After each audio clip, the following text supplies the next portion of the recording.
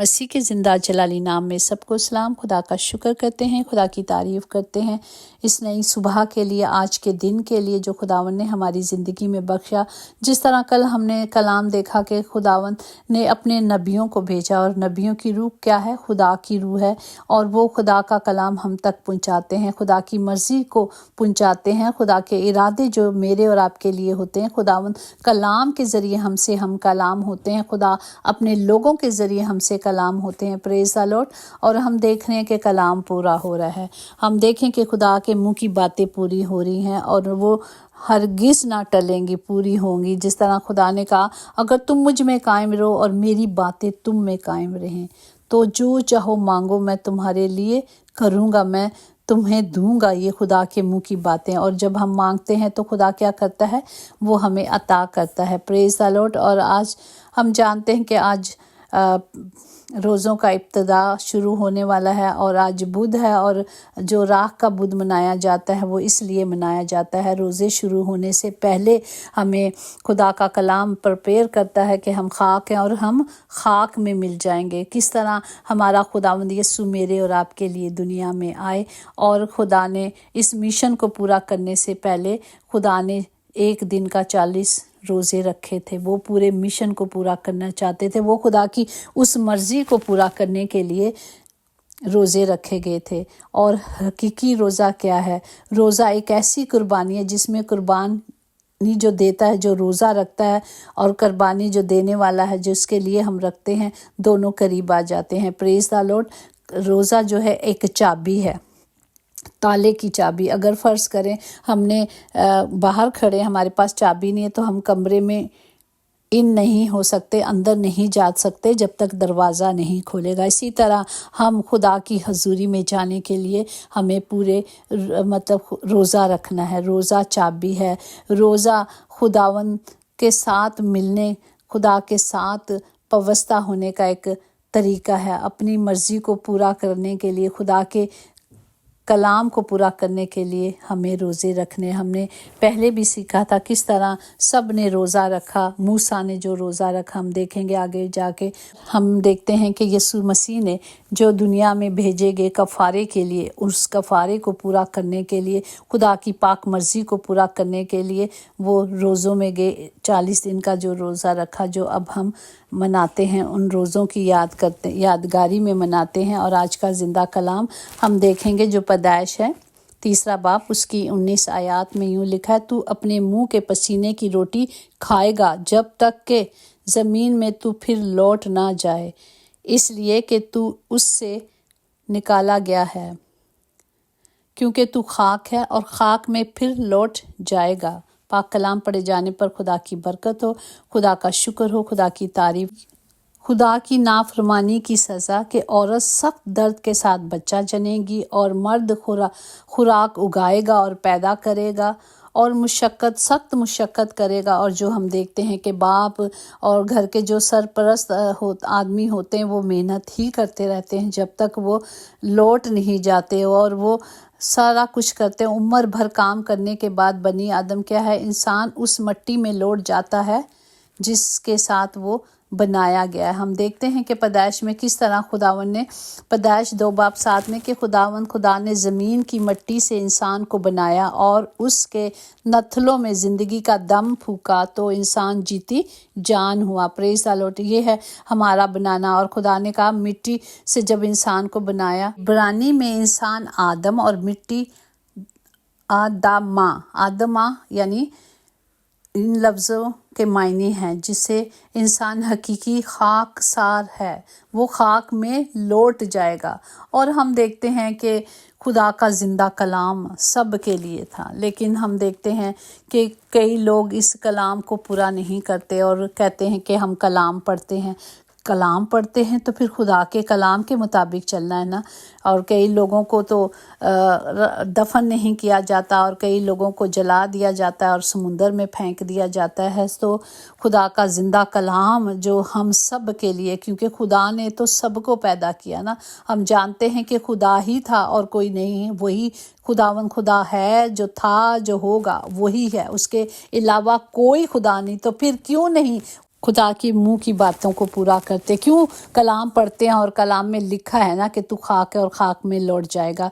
अगर हमारा बाप साया नबी की मार्फत जो 64:8 में है कि तू भी ऐ खुदावन तू हमारा बाप है, हम मिट्टी हैं और तू हमारा कमार है, बनाने वाला है, और हम सब के सब तेरी दस्तकारी हैं जो खुदा के हाथों की बनाई हैं। और फिर खुदा का कलाम ज़बूर 90:3 में कि तू इंसान को फिर खाक में मिला देता है और फरमाता है कि ऐ बनी आदम लौट आओ। Praise the Lord. हमें एक प्रोसीजर के थ्रू खुदा की हजूरी में जाना है। जिस तरह हम एक प्रोसीजर के तहत पैदा किए जाते हैं, उसी प्रोसीजर से फिर उसमें जाके मिल जाना है। जिस यूब 34:15 में कि तमाम बशर इकट्ठे फना हो जाएंगे और इंसान फिर मिट्टी में मिल जाएगा। ये खुदा के मुंह की बातें हैं, ये खुदा का कलाम है। और खुदा ने कहा है कि सब मर जाएंगे और फिर मिट्टी में मिल जाएंगे। ये खुदा के मुंह की बातें हैं।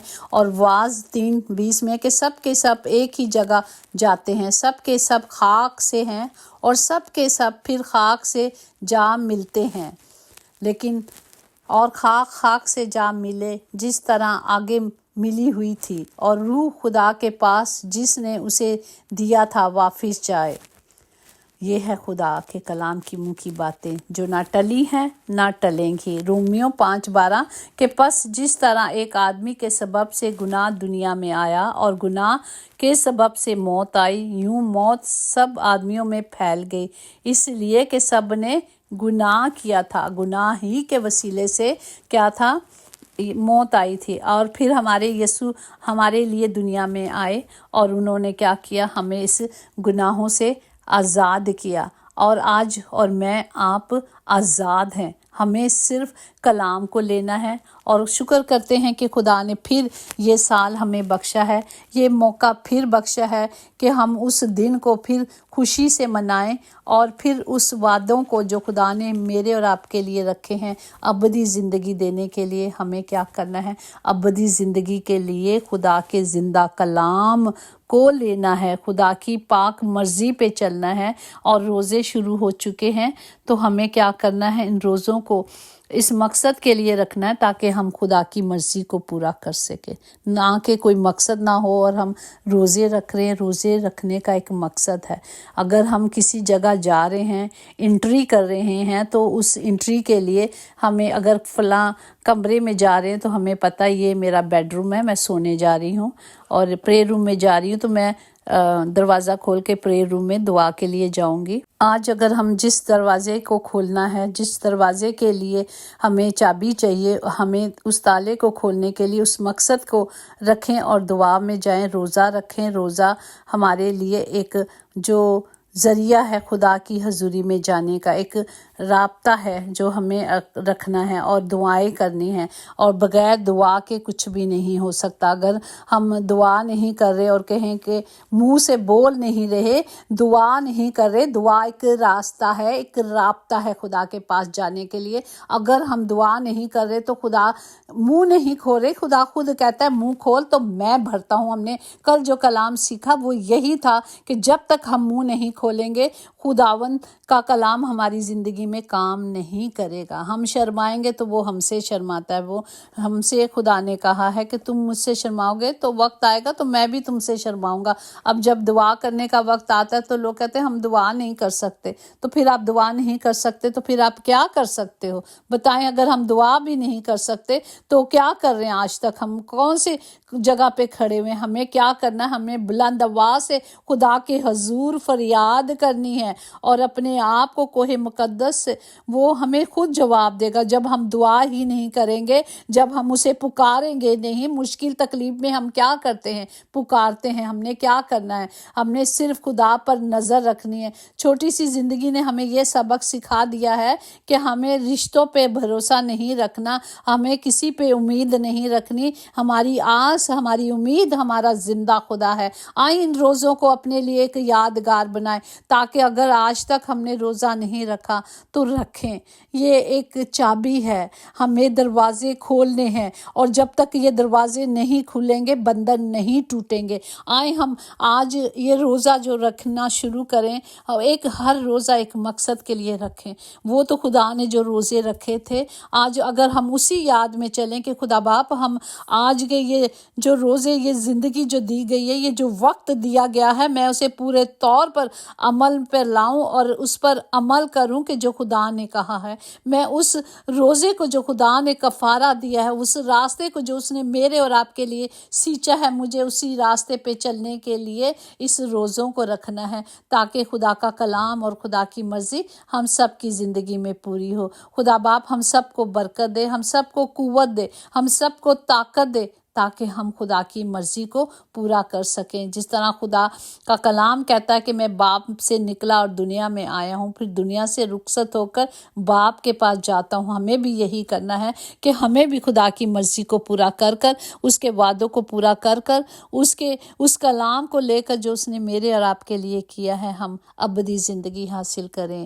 آمین۔ God bless you. خداوند ہم سب کو برکت دے، ہم سب کے گھروں کے خطے بھرے رہیں، کبھی کسی چیز کی کمی نہ ہو۔ پیارے باپ، ہمیشہ خدا باپ آپ کی شفقت، آپ کی محبت ہم سب تک ابدی زندگی تک بنی رہے، یسوع کے نام سے آمین۔ یقیناً بھلائی اور رحمت عمر بھر ہم سب کے ساتھ ساتھ رہے گی، اور ہم ہمیشہ خداوند کے گھر میں سکونت کریں گے۔ آمین۔ God bless you all.